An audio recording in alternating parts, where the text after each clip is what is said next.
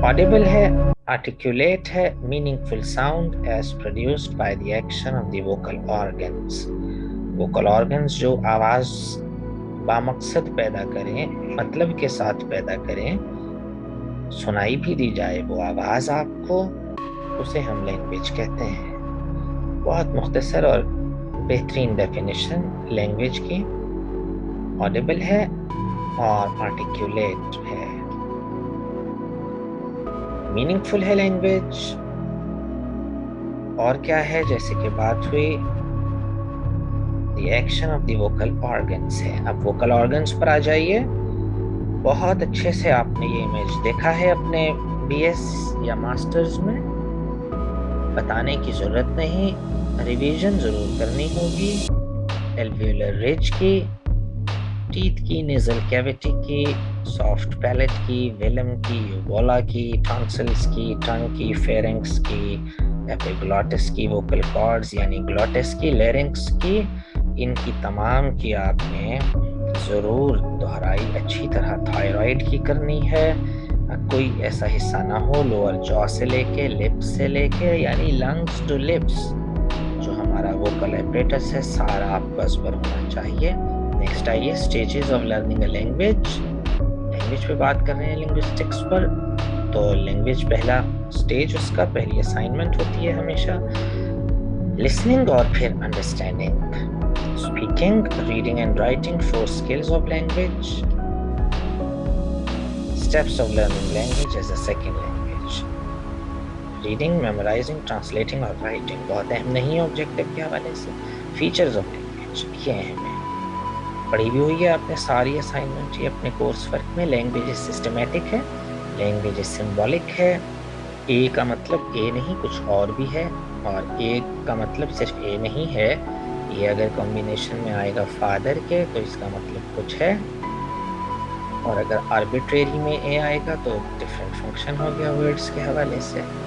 Arbitrariness है language, language में logic नहीं है। सादा लफ्जों में ये याद रखिए, arbitrariness of language means that there is no logic at all. Arbitrary है, there is no connection between table and the thing. Table कोई कनेक्शन नहीं है TABLE में या मेज उर्दू में, और जो असल मेज मेरे सामने है ये नजर आ रही, इसमें और में कोई राब्ता नहीं है, या मीम ये जे में कोई राब्ता नहीं है इस टेबल से। ये आर्बिट्रेरीनेस है। लैंग्वेज इज प्राइमरीली वोकल है, ऑब्वियसली प्राइमरीली वोकल है, और उसके बाद रिटन है। पहले स्पीच है, फिर उसी का जो अक्स है वो आता है कैरेक्टर्स में लिख के। यानी लैंग्वेज इज ह्यूमन स्पेसिफिक है, और कोई अभी तक जानदार दरियाफ्त नहीं हो सका, तो इसलिए लैंग्वेज ह्यूमन स्पेसिफिक है। Language is used for communication, basic purpose communication है, और भी हो सकते हैं। फंक्शंस ऑफ लैंग्वेज पे आइए जी। आपने किस उम्र में लैंग्वेज बोलना शुरू कर दी थी? Language enables humans to do many things, thus serving different functions in the society. तो फ्रेंच में जो गिनवाए थे वो 7 है पर्पसेस। फिजियोलॉजिकल फंक्शन है, फेटिक function, recording function, identifying, reasoning, communication, communicating और प्लेजर फंक्शन है। लैंग्वेज इन 7 लेवल्स पर काम करती है। जैकबसन के 6 हैं, आपने पढ़े होंगे डिस्कोर्स एनालिसिस में, तफसीलन जब वो सब्जेक्ट आएगा तो हम देखेंगे। ओके जी, नेक्स्ट आइए। ये आपको पता ही है, फिजियोलॉजिकल फंक्शन जो है यानी बायोलॉजिकल जिस्म से रेलेवेंट। फेटिक फंक्शन लैंग्वेज का ये है, लैंग्वेज शुरू करने के लिए जैसे हम hello, hi, how are you, ये फेटिक फंक्शन। या फिर वाइंड अप जब करते हैं, ओके थैंक यू, खुदा हाफिज, ये जब हम कहते हैं ये फेटिक फंक्शन है कि कोई एक्ट अभी चल रहा था जैसे हमारा, और लैंग्वेज ने उस सारे सीन को चेंज कर दिया, या शुरू करके या खत्म करके। ये फेटिक फंक्शन है, हेलो, हाय या गुड बाय वगैरह, ये इसके फेटिक फंक्शन में आते हैं। यही एक लफ्ज मुश्किल थी जो कि जैकबसन ने भी यूज की है। वेराइटीज ऑफ लैंग्वेज आप सोशियोलॉजी में बहुत तफसील से देख चुके होंगे, इससे भी ज्यादा तफसील से इशारे यहाँ मौजूद होते हैं। जैसे पहले बात हुई, हुक्स मौजूद होते हैं, आप में एक्सप्लोर करना होता है खुद से। इडियोलेक्ट है, कुछ रिवीजन भी हो जाती है। आप इडियोलेक्ट इंडिविजुअल वे ऑफ स्पीकिंग है, आपका अपना स्टाइल ऑफ स्पीकिंग है, आपका अपना डिक्शन है, लहजा है, सब कुछ वो इडियोलेक्ट है आपका। तो it varies from person to person. फिर डायलेक्ट है, ये रीजनल डिफरेंस है। मियाँ वाली की सराइकी हमारी इधर की सराइकी से डिफरेंट होती है, रीजनल डिफरेंस है ये।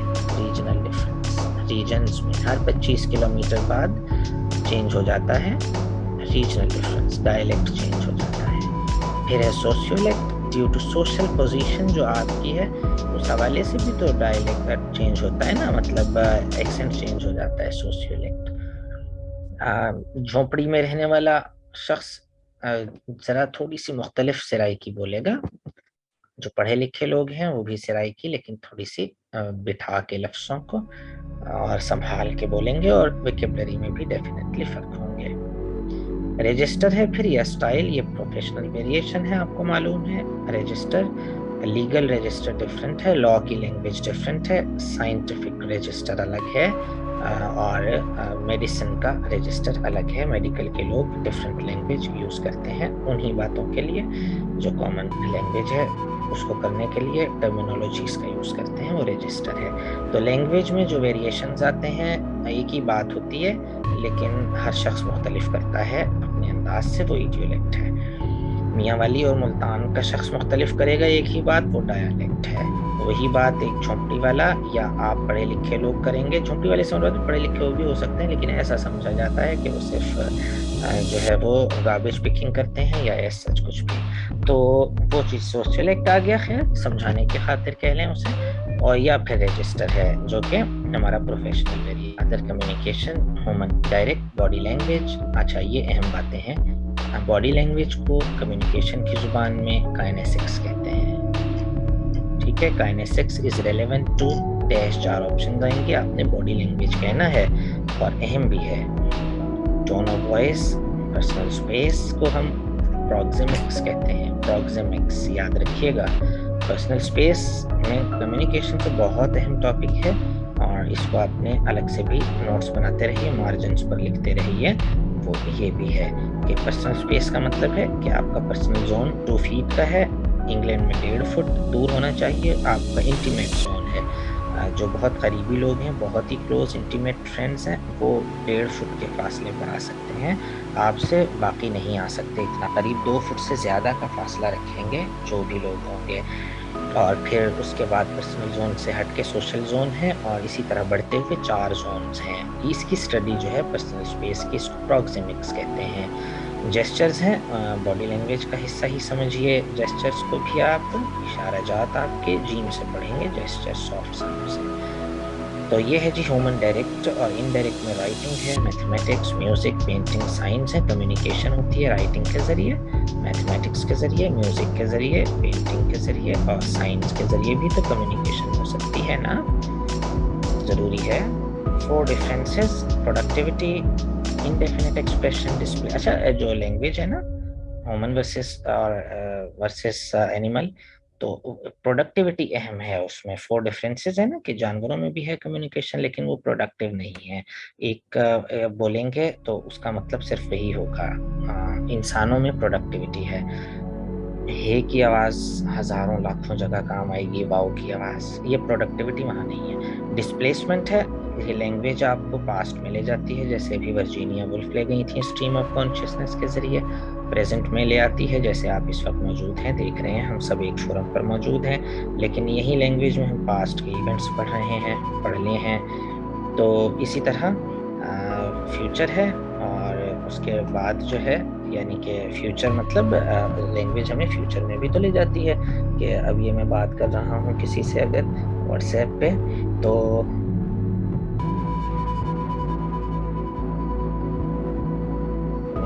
मैं फ्यूचर की बात कर रहा हूँ और उसे मैं बता रहा हूँ कि ये जो एक कंटेंट राइटिंग है, ये आप ये है, मैं क्लास ले रहा हूँ PPSC की, ये मैसेज हो गया जी, यानी कि फ्यूचर का प्लान मैंने उसे दे दिया। तो लैंग्वेज जो है वो फ्यूचर, ये डिस्प्लेसमेंट है, लैंग्वेज की इस क्वालिटी को डिस्प्लेसमेंट कहते हैं। बहुत बार आ चुका ये आइटम, तो बहुत बार आ चुका गेट वगैरह के टेस्ट में भी कि डिस्प्लेसमेंट ऑफ लैंग्वेज मीन्स, क्या मतलब है इसका, इन्फिनिट एक्सप्रेशंस मतलब है प्रोडक्टिविटी है, लेकिन वो तो आपने उस पर नहीं टिक करना। Displacement means taking from to the past और टू द प्रेजेंट और टू द फ्यूचर। हाँ, ये आप करेंगे इस ऑप्शन को अगर इनमें से कोई भी ज़माना आ जाए। ये तो मैंने तीनों मिसालें दी है ना, कोई भी आ जाए कि if language takes you in the past it means language is productive, displacement quality, arbitrariness. इस तरह आर्बिट्रेरीनेस पहले बात हो चुकी है कि नो लिंक बिटवीन